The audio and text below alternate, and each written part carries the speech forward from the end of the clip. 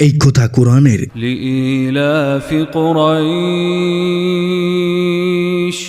এই কথা সূরা কুরাইশের। এই সূরা নাজিল হয়েছিল যখন মক্কার সর্দাররা নবী সাল্লাল্লাহু আলাইহি সাল্লামের বিরোধিতা শুরু করলো। কিন্তু এই সূরার গল্প শুরু হয় আরো আগে, নবীর বড় দাদা হাশেমের সময় থেকে। সেই সময় মক্কা কষ্টে ভুগছিল, খিদায় জর্জরিত, ফসল হচ্ছিল না। মানুষ ভুলে গিয়েছিল ইব্রাহিম আলাইহিস সালামের দেওয়া শিক্ষা। মূর্তি পূজা ছড়িয়ে পড়েছিল চারিপাশে। তখন হাশেম চিন্তা করলো কিভাবে এই কষ্ট দূর করা যায়। তিনি দেখলেন মক্কার সবচেয়ে বড় শক্তি হলো আল্লাহর ঘর কাবা। এই কাবার নামে তিনি শুরু করলো মক্কার প্রথম ব্যবসায়ী কাফেলা। শীতে ইয়েমেনে, কর্মে শামে, সিরিয়ায়। মক্কা হয়ে গেল বাণিজ্যিক কেন্দ্র।